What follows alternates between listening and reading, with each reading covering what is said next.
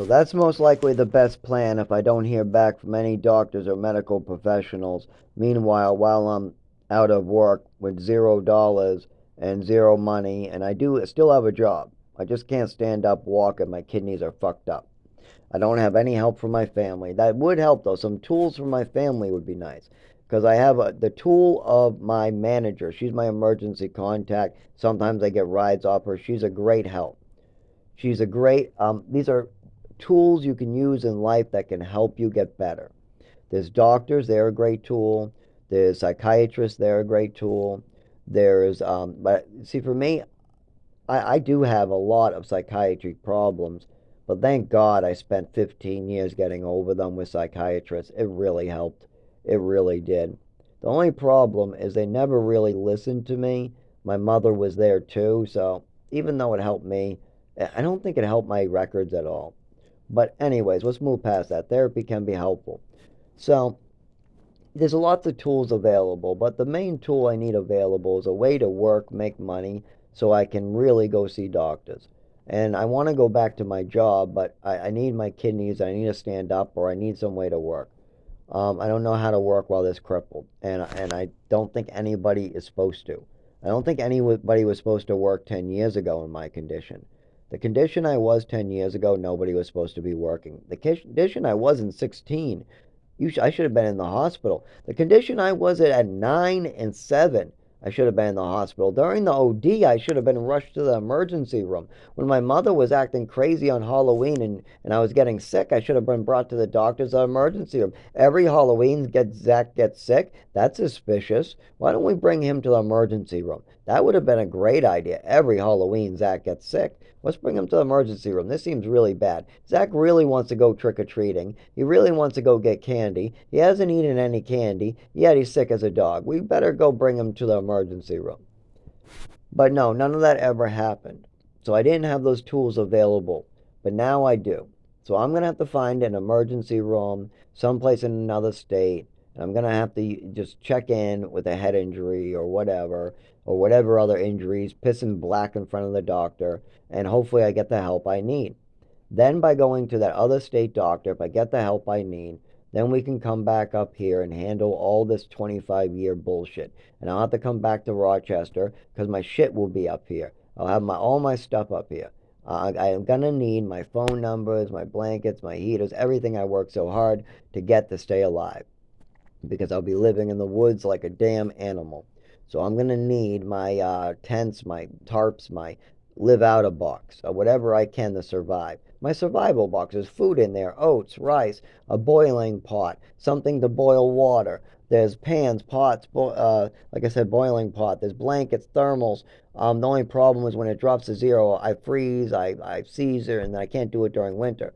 So during winter, I have to make a little fire. I have to put up blinds, and I have to make sure it's safe by putting a nice wet, like sealant, like a fire extinguisher or something near it. And then I can light a fire, block it so nobody sees in the middle of the woods, make an air tunnel, and then I can try to stay warm at the fire. If it's too cold during winter and it gets to be about zero, sometimes I have to angle the top of the fire so that the corner of it will just make a heat corner. I also sometimes can make it like if I can find a good cave spot, you can pad and warm the bottom of it with insulation, build the fire, make a wall, and use the top of the cave where the opening is like a chimney. And maybe you can survive another night or two like that, like I had to do. There's a couple places near like Shed Park where I used to do this too. There's an indent. There's all different places. There's the woods. There's the side of the highway where I had to go. When I got out of the hospital in Worcester, I had to try to walk to Lowell, and there was one night where I had to kind of go off. Actually, no, the Worcester, the Lowell one, I think I kept going. There was another time, a shorter distance, Haverhill, Haverhill to Lowell. I've had to do this too many times. I'm a disabled person that can't drive until he gets medical treatment, and nobody wants to give me medical treatment. And the reason why I need medical treatment is because I was abused by a mother who committed suicide. And that's the medical treatment I need help with, is with my nervous system, the numbness in my hands, skin, palms, the fact that I bump into things for 25 years, I get my shins cut up, the things fall out of my hand. I can't really write because my hand shakes and I have trouble holding it straight. My nervous system and my arms and limbs don't want to really work right. And this all changed at age 7 But there's a lot of documents of how my mother made it worse with more druggings and more psychotic behavior. But that's one thing. I just need help, and I can give the doctors the information to know what disease I have and what's wrong with my nervous system. But see, they won't even start the process of doing anything for the GI. I don't even mention the nervous system in my mother anymore. I just mention, hey, my urine turned black, and I would like to know why. Here it is. Here's the black urine coming out of my penis. Can we please know why my kidneys are hurting? That's basically what I keep on bringing up. And we don't even get like a basic. It takes them a year to do a CT scan on the GI. So even the basic stuff, like a do not work order, they play games with. So it doesn't matter what's wrong with me. They're not even doing the basic stuff. I can't lift. I'm not supposed to lift, and they're telling me I'm excused from gym class. Go fuck yourself. That's going to get people hurt and killed. What happens if I'm being forced to lift Coca-Cola and I bleed internally, my head goes down, and then I die?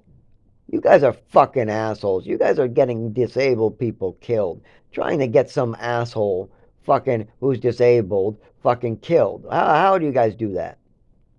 I go there with GI pains, bleeding into my testicles, wanting a do not lift order, and I still have the copy of the letter that says Zachary is excused from gym class. No, that has no. I recorded that meeting. I have the whole thing when I left. I was asking for a do not lift order because Pepsi fines my company if any Pepsi cases are on the ground and the women don't want to pick it up, and I can't because I will get hurt. I will. I'm already look at my testicles, and then I showed them my testicles that are all bloody. I got pictures of this as well. And then I leave and I get home, and guess what the note says? Zachary is excused from gym class. I'm going to get killed. It took me a long time to get a new note, and I'm hurting. I'm walking like a frickin' penguin, falling down, using canes because I'm bleeding internally. My GI hurts, there's a dripping feeling, and my testicles are swollen and hurting as well, and I'm walking like a penguin. Then the CT scans, by then I'm crawling and I'm out of work. Fucking doctors are going to get me killed.